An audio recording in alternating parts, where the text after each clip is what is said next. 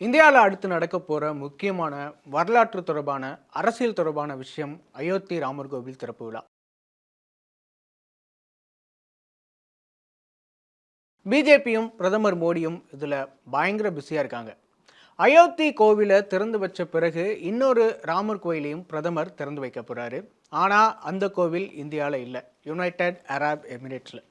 அயோத்தியில ராமர் கோவில் கட்டி முடிச்ச பணியை மத நல்லிணக்கத்தோட அடையாளமா பாஜக சுட்டிக்காட்டுற மாதிரி தான் இந்த அபுதாபி ராமர் கோயிலையும் சுட்டி காட்டுறாங்க.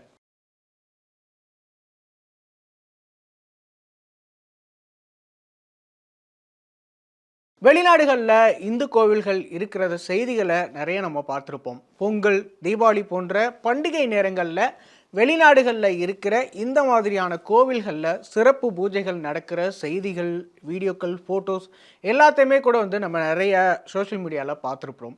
இனி இந்த லிஸ்ட்டில் புதுசாக இணைய போகிறது தான் யுஏஇ கண்ட்ரி கேபிட்டல் சிட்டியான அபுதாபியில் இருக்கிற கிராண்ட் ஹிந்து டெம்பிள் அப்படின்னு சொல்லப்படுற அங்கே இருக்கிற ராமர் கோவில். அயோத்தி ராமர் கோவிலில் திறந்து வச்ச அடுத்த சில நாட்களில், அதாவது பிப்ரவரி 14 பிரதமர் மோடி அபுதாபி போகிறாரு. அந்த நாளில் அந்த ராமர் கோயிலையுமே பிரதமர் மோடி திறந்து வைக்க போறாரு.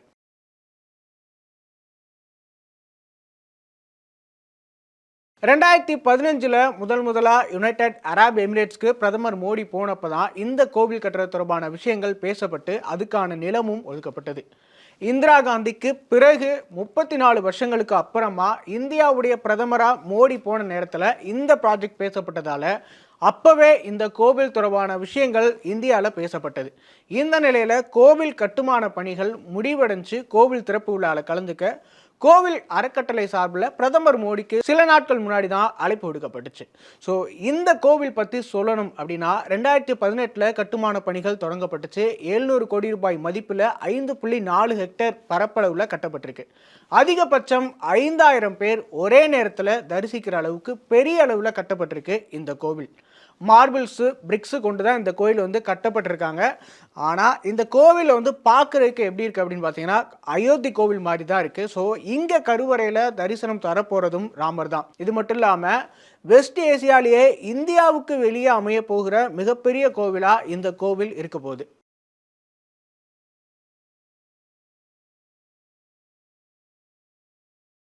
இந்தியாவில் அயோத்தி ராமர் கோவிலை சுற்றி பல சர்ச்சைகள் இருக்குது. அயோத்தி ராமர் கோவில் கட்டப்படுறதே இந்துக்களுடைய வாக்குகளுக்காகத்தான் அப்படின்னு எதிர்க்கட்சிகள் பாஜகவையும் பிரதமர் மோடியும் தொடர்ந்து குற்றம் சொல்லிட்டே வராங்க.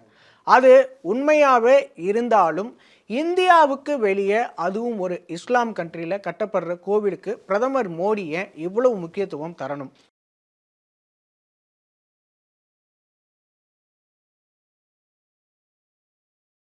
இந்தியர்கள் தொடர்ந்து வெளிநாடுகளுக்கு புலம்பெயர்வது கடந்த சில வருடங்களில் அதிகமாக இருக்குது. அந்த அடிப்படையில் கல்ஃப் கண்ட்ரீஸில் மட்டுமே 35 லட்சம் இந்தியர்கள் இருக்காங்க அப்படின்னு சொல்லப்படுது.